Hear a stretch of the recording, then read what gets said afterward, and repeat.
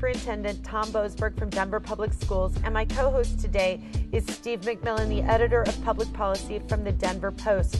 And Steve, in our last segment, we really looked at some of the dynamics about what's going on in Denver Public Schools and you know, some of the things that are on the horizon after a successful bond raise and mill levy raise. And we're going to kind of switch gears in this segment and sort of look at some of the dynamics that are going on around charter schools and school design and how Denver Public Schools is really closing the gap in terms of student performance and accountability and becoming that benchmark best practice leader here in the country.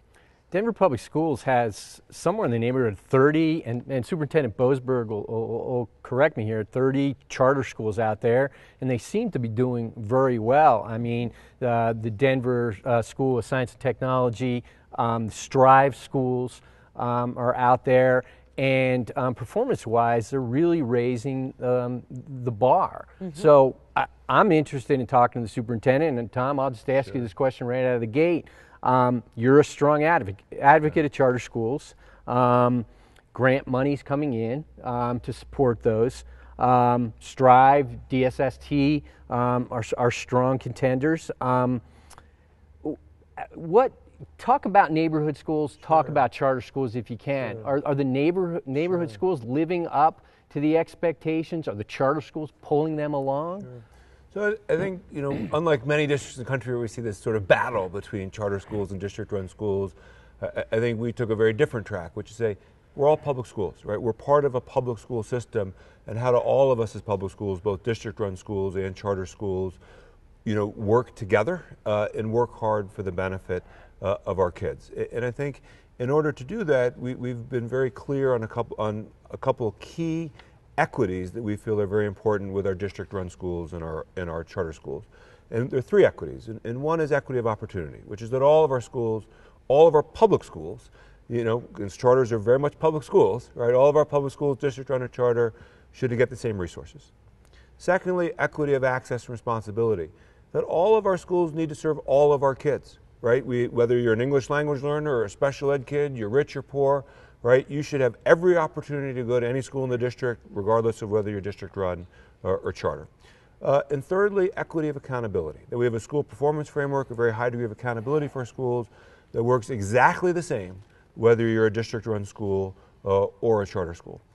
And I would say, you know, often we hear the word neighborhood schools. Many of our charters are neighborhood schools, right? That's another area where many of our charters serve neighborhood boundaries just the same way district-run schools do.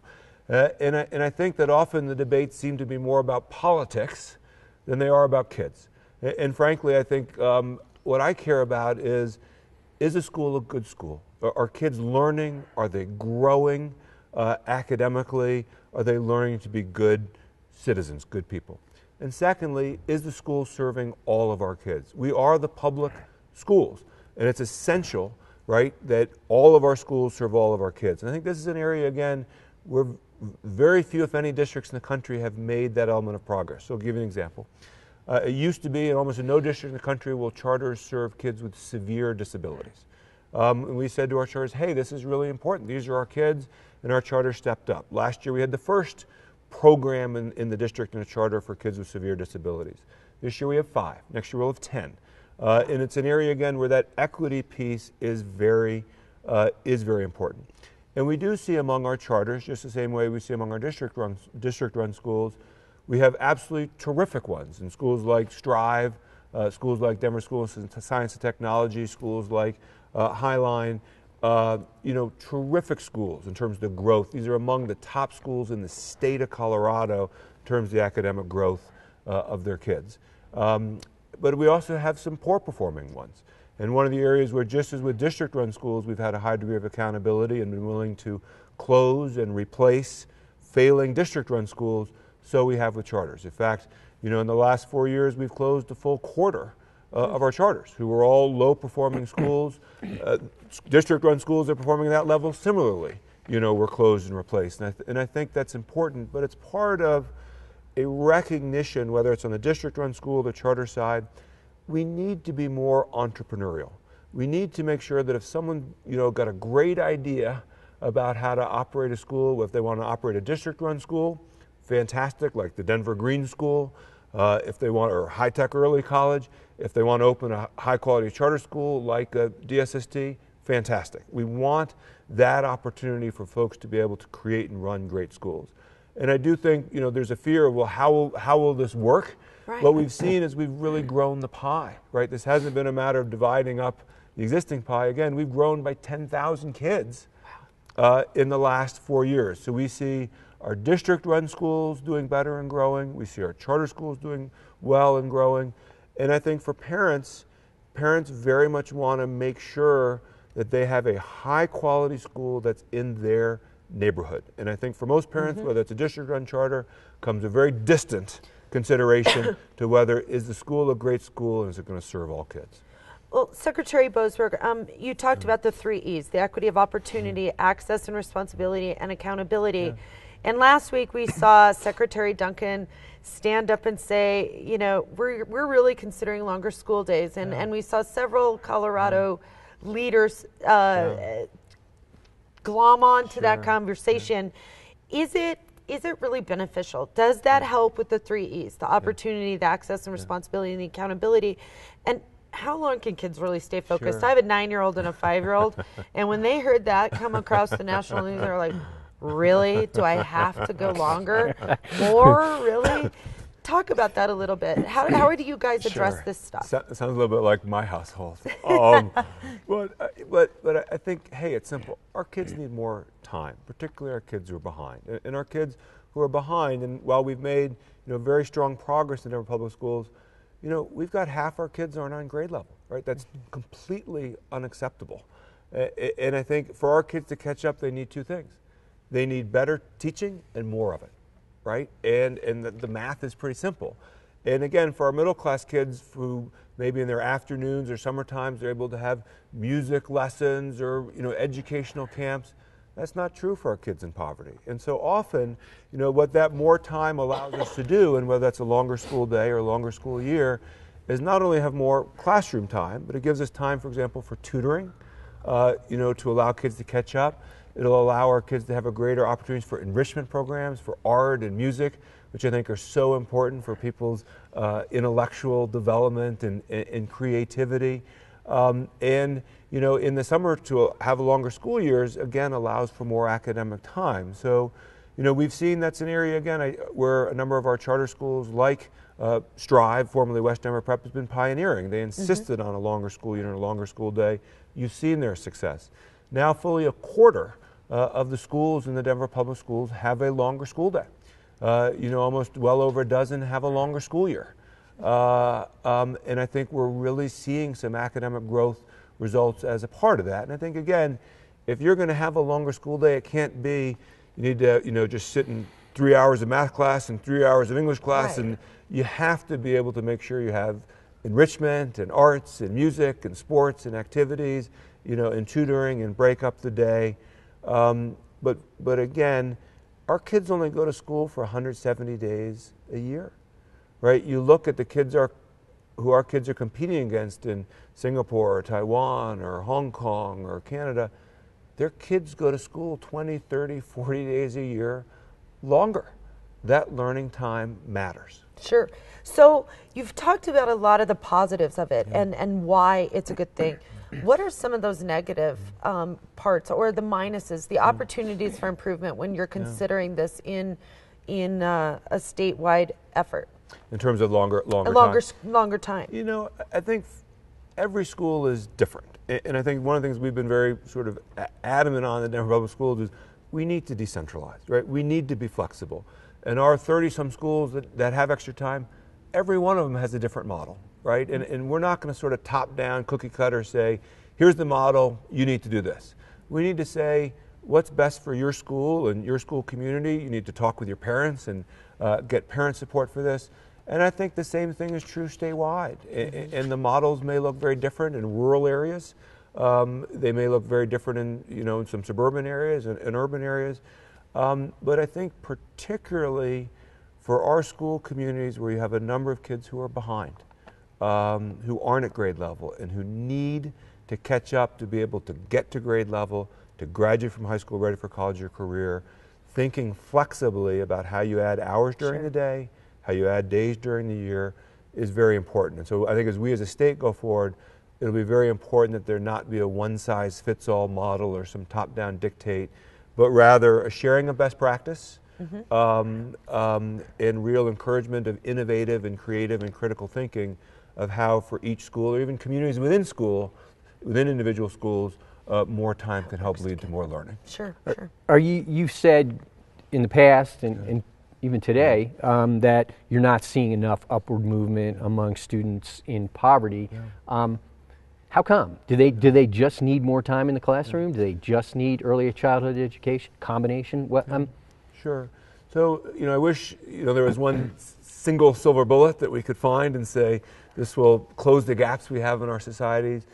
There's not, and I think it's a series of things they need. But in short, what I think our kids in poverty need they need the kind of educational time our middle class kids have, and that means access to preschool.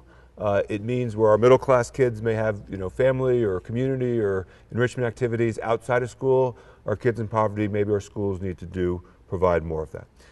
And they need to go to schools, frankly, with higher expectations for what they can achieve and a real level of rigor and quality of teaching in the classrooms. And, we have teachers in Denver Public Schools who are extraordinary and who work extraordinarily hard. That job of having a classroom of 25 kids, 28 kids, all different abilities, some kids 2 grade levels ahead, some kids 2 grade levels behind. Right, it's one of the toughest jobs in the world, and I'm so grateful to the work that our teachers do. But it's one also with requires a tremendous amount of professional skill and expertise. And one of the things we need to do a better job of is coaching and giving feedback and guidance to our teachers about teaching. And so, traditionally we've had these systems where a teacher has gotten sort of, if you look 5 or 10 years ago, 1 or 2 formal observations by a principal a year. Well, heck, if you're a basketball player, imagine if your coach saw you play once or twice a year, right? It needs to be an everyday thing where you have coaches who are coming into your classroom, who are experienced, can give you suggestions and give you thoughts, who can share with you on best practice. So I do think, in short, what we need to close the gap is more time and better time, where there is a higher degree of rigor, higher expectations for the success of our kids, a willingness to do things differently, where they're not working to meet their needs, to be more innovative and more creative, and to make sure that we are attracting and retaining and developing and supporting the highest quality teachers possible. Because study after study has shown nothing, absolutely nothing matters as much to progress a kid makes in school than the quality of the teacher in their classroom.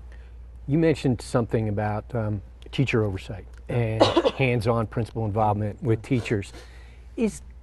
That takes a level of trust between teachers and administrators. Is that there in the Denver Public Schools? Yeah. So first of all, we use the word administrators. We talk about folks who run our pension plans and our health plans.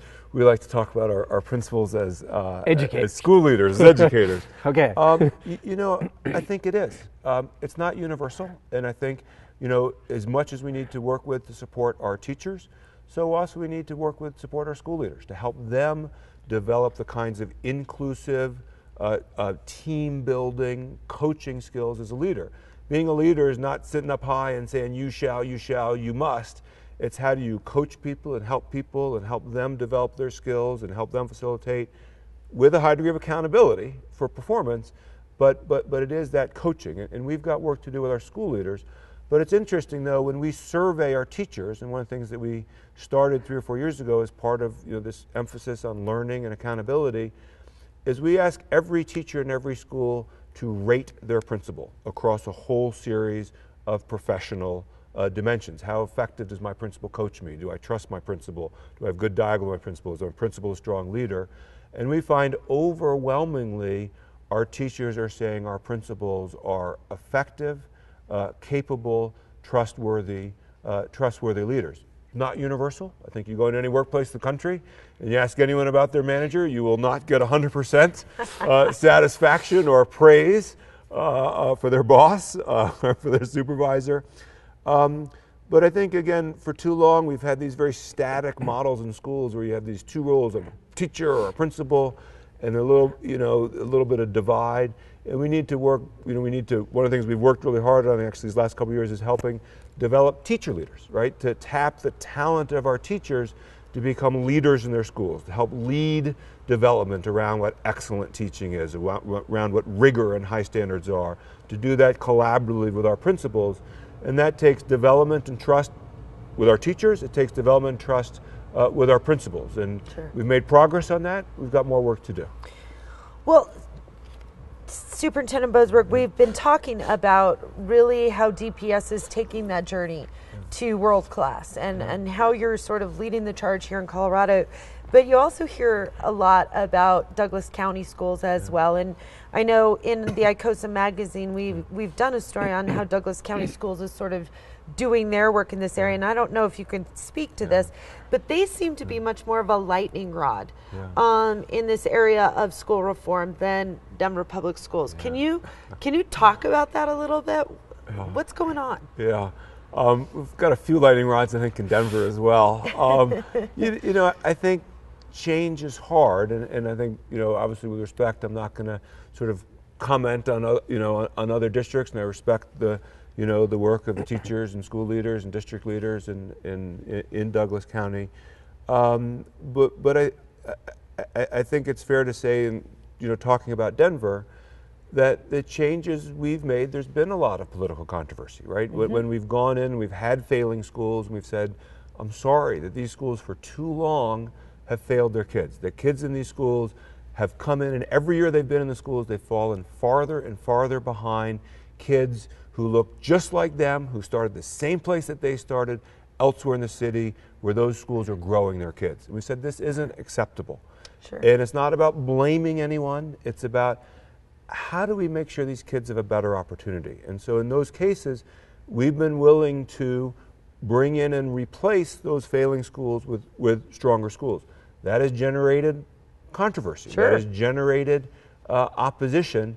I think there are a lot of folks who are invested, in the status quo the way that it is. And when we say, sorry, the status quo is not working for too many kids, we need to be willing to innovate and to make changes.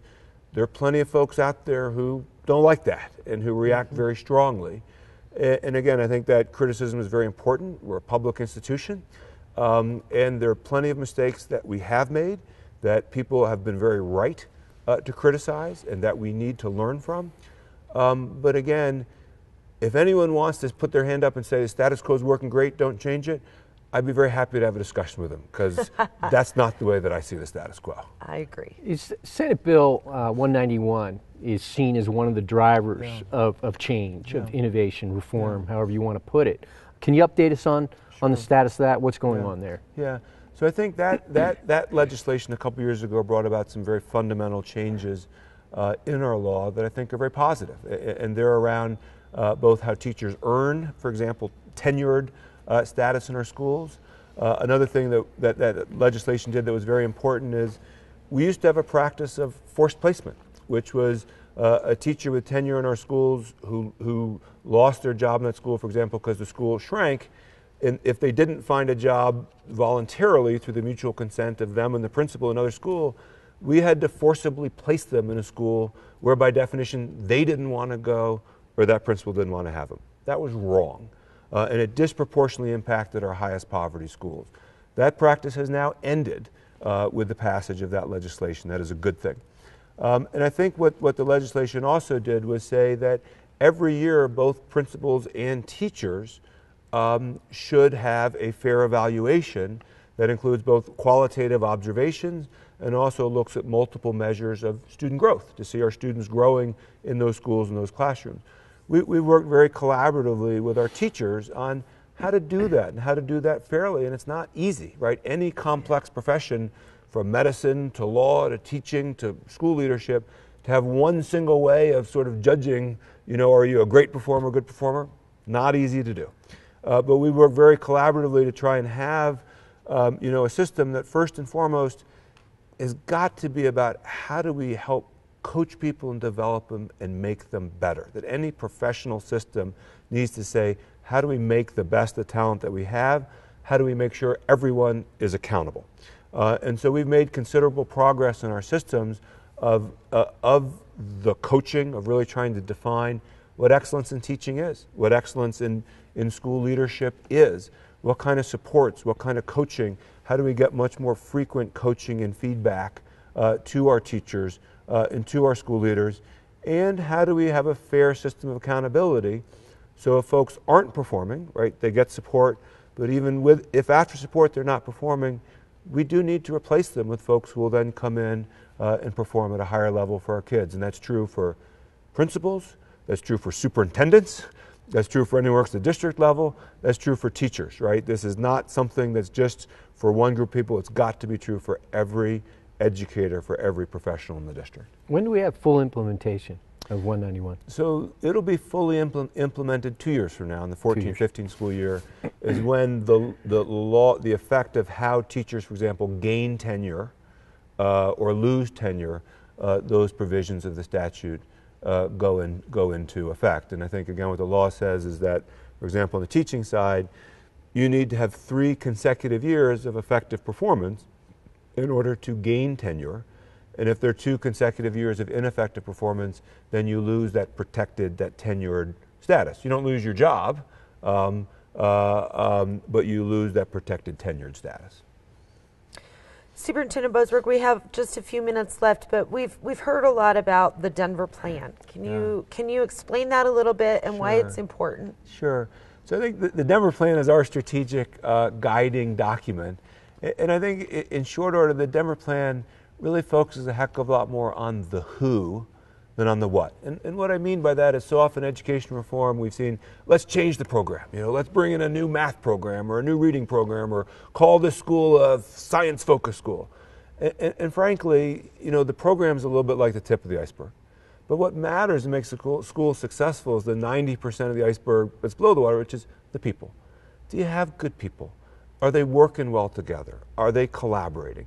So at the heart of the Denver plan is how do we do a better job attracting and retaining in developing our professionals, our teachers, our school leaders, and doing that in a humane way? How do we build very effective teams that work well together, that collaborate well, that have both high expectations and a high degree of accountability? Yes, absolutely, we're looking where there are higher quality academic programs, we will use them. But again, the Denver plan is focused on the who. How do we get and keep great people in our schools working well together in support of our kids? Can you also talk about the Common Core, Tom? Yeah. That's something I hear about. Sure. I'm not sure I totally understand it. It's here in DPS, right? It is. So the Common Core, or 48 states in the country, agreed upon a set of core standards. And I think this is a huge step forward, including Colorado, for Colorado and the country, because they're far more rigorous than the standards that many states had. And we got a group of some of the leading educators in the country to say, what does a student need to do to succeed in college? And if that's what they need to do to succeed as a freshman in college, what do they need to be as a senior in high school? And if that's what they need as a senior in high school, what do they need as an 11th grader? And all the way back down to kindergarten. And these standards are significantly more rigorous than our current standards. They expect the kinds of, for example, reading that you're doing, the kinds of books that you're reading, the kinds of books that many schools used to read at 7th grade level, and I'm saying you need to read those at a 4th grade level. Because that's what a kid needs to read at 4th grade if he or she's going to be ready to do middle school and go on to high school. So it's a real lift in the rigor of the standards that we have for our kids. The standards are, this is what you need to know and when you need to know it by. So this is a real lift and shift for Denver and the rest of the state and the rest of the country is, again, how do we improve the quality of our schools and our school leadership and our teaching to be able to deliver this level of rigor. It's why preschool is so important, to get kids a start. But again, I think the Common Core standards are so important because they're saying, and for every parent then will have clarity of, is my kid on track, right? Is my kid in 5th grade reading and writing and doing math and doing science at a level necessary for them to be on track to succeed in college? And these aren't sort of basic test prep rote skills. This is about critical thinking, analytical thinking, creativity, problem solving, because that's the set of skills that our kids need to do to succeed in college and then on in career. And absolutely remain competitive for the competitive jobs that are coming up the chain. Superintendent Boasberg, thank you so much for being with us today. It's been a fascinating conversation, and congratulations on the successes you're having there at Denver Public Schools. Great, thank you very much. We've got a heck of a lot more work to do. Oh, but you're well on your way. And Steve, thank you so much for what a great discussion. Yeah, it was fascinating. A lot of things I think a lot of parents and a lot of citizens in general want and need to know. Absolutely. So to engage, just go to Denver Public Schools and learn more about their plans and the work that they're doing in the communities to really bring that equity to all students in Colorado. Thanks so much and have a great weekend.